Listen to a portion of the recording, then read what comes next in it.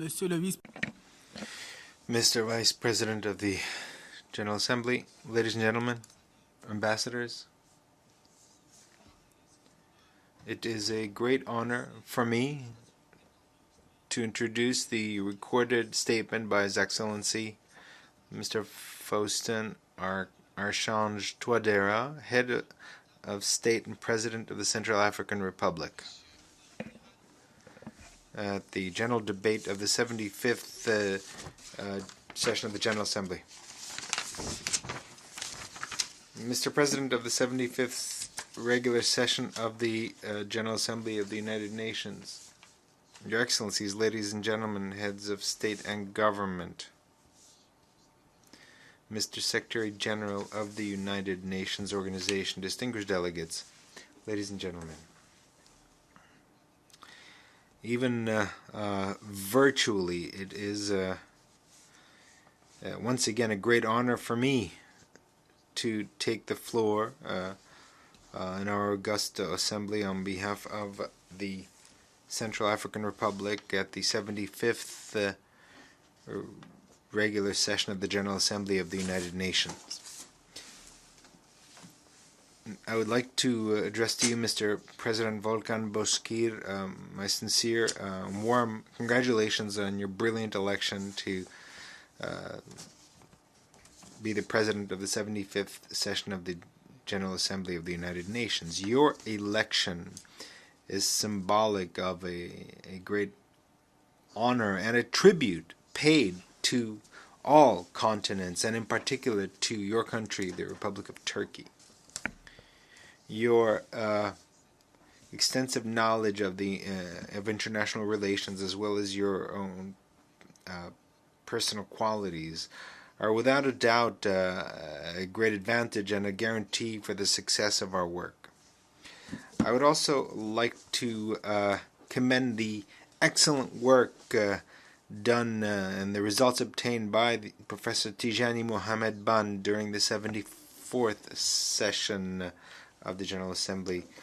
I would like to express our gratitude to him for his work and our satisfaction. Mr. President, from this tribune, I would like to take this opportunity to express, on behalf of the people and government of the Central African Republic, our gratitude for the caring attention shown to my country, the Central African Republic, by the international community, in spite of your numerous commitments and demands made upon you. I would like to reiterate our wholehearted gratitude and wholehearted trust to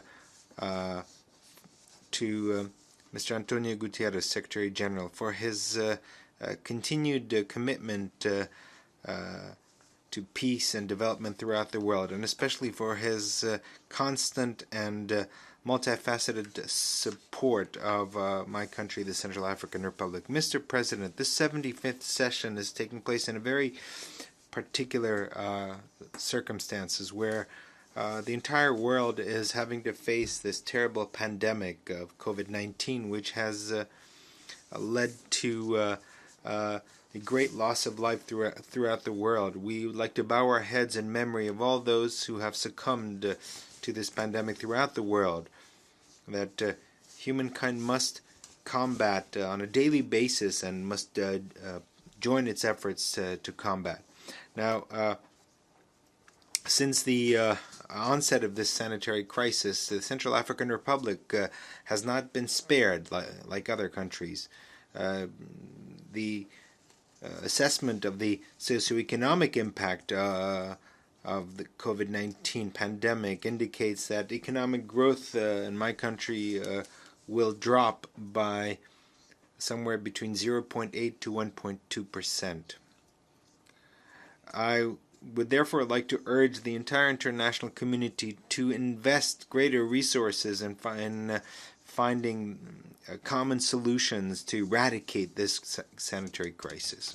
Mr. President, humankind is confronted with numerous challenges: security challenge, environmental, climate challenge, the challenge of human mobility, human rights, terrorism, denuclearization, dismantlement of weapons of mass destruction, and the COVID-19 pandemic. Now, in light of all these challenges, the choice of the theme of this year, wit, the future we want, the United Nations we need, reaffirming our collective commitment to multilateralism.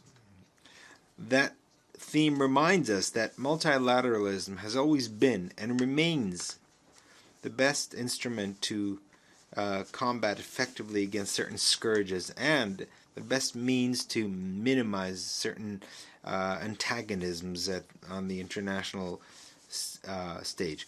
Now, at the 75th anniversary, it's essential to keep in mind the goals and principles that have guided our organization as contained in our charter.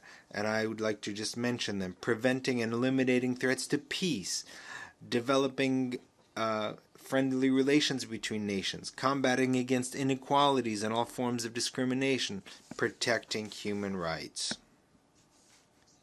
Now, this session is also an opportunity for us to think about the way in which our common organization must confront the new challenges that are affecting the world and our societies. Today, more than ever, we must, in spite of our differences, promote international cooperation and dialogue by pooling our efforts to work for a better future for humankind. The United Nations organization remains, for us, the ideal framework and forum for multilateralism. Mr. President, no human creation is perfect, and it is a good idea to take stock of some of the weaknesses that we have seen over the past 75 years in the existence of our organization, and to try to find effective solutions and lasting solutions. And on this point, the Central African Republic would like to join its voice to those of a number of states and the African Union to request or to support the reform of the Security Council. What's necessary is to transcend narrow interests and to give preference to common interests in order to avoid confrontations as part of a common strategy for our world that is facing great transformations and changes. It's also important for Africa to be better represented in the various organs of our organization, in particular within the Security Council, which is the main decision-making body. Through multilateralism, we can ensure that we have a more secure and stable future. Humankind merely aspires to peace, to justice, and to sustainable development, and we can ensure that that is achieved. Mr. President, taking this opportunity that I have before me, I would also like to share with you a few words about the situation in my country, where, thanks to the common efforts of the international community and under the auspices of the African Union, a political agreement on peace and reconciliation was signed between the Central African government and 14 armed groups. This was on the 6th of February 2019. Now, since the signature of that agreement, the Central African government, as well as the guarantors and facilitators of the agreement, have spared no effort to implement and uphold the engagements contained in that agreement. Furthermore, the government, as part of the security sector reform, has made significant progress, and this will facilitate the progressive redeployment of the defense and security forces, as well as the continuation of the national DDRR program, which was already launched as a prelude to the upcoming elections planned for the period 2020-2021. Now, in spite of the good faith of the government and its intention to uphold the commitments contained in the political agreement, Massive violations of international humanitarian law and of human rights continue to be perpetrated against civilians by certain armed groups that are signatories of the aforementioned agreement. And they continue to rearm themselves through illegal means, thus undermining the peace process and the process of national reconciliation, which is the only guarantee of social unity and cohesion. Mr. President, in spite of the significant progress achieved in implementing the security sector reform in the Central African Republic, many challenges remain. Now, among these challenges are the real engagement by armed groups to join the DDRR process and to join the special mixed security units. Second, lasting support by the international community in implementing the Peace and Reconciliation Agreement. Conducting operations on the ground as well as operational deployment. Mobilizing national resources as well as international resources with the help of our development partners. Mr. President, in order to comply with the constitutional time frame, the National Elections Authority is trying, in spite of, or was working in spite of the COVID-19 pandemic, to make sure that elections are held based on the established timetable. To date, operations to conduct a census as well as to draw up lists of voters are continuing outside of the country, and they will be immediately followed by the publication of electoral lists, which is an essential condition for convening voters for the first round of elections. The government is working in close cooperation with the organizational staff of the project entitled Support to the Electoral Process in Central African Republic, PAPEC, which is designed has been designed based on key coordination mechanisms. Mr. President, the government, with the support of MINUSCA, continues to make progress in restoring the authority of the state on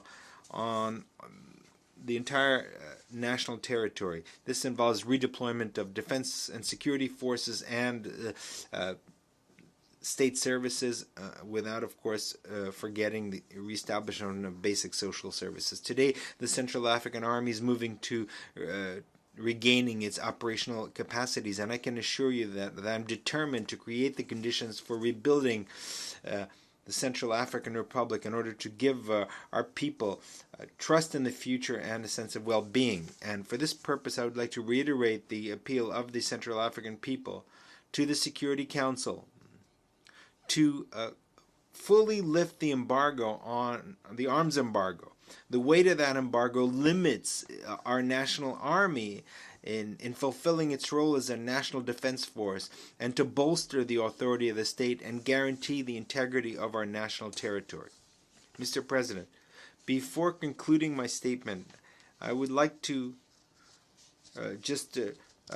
recall that my country continues with its efforts in implementing the plan for recovery and rebuilding, and this plan is regularly assessed together with our partners. There's no doubt that tangible progress has been made. However, much remains to be done. For this, we are committed to preserving and consolidating what we've already achieved, remedying our weaknesses, and continuing to make progress in striving to achieve peace and economic recovery. The task ahead of us is immense, and as so well expressed in an old saying, a bird can only take flight when it is held up by the air. So I would like to express the hope that the international community will continue to be mobilized in this momentum of international solidarity to stand shoulder to shoulder with the people and government of Central African Republic in order to help our country get back on its feet. I would like to express a hope of success for our work. Long live multilateralism, long live international solidarity and cooperation. Thank you.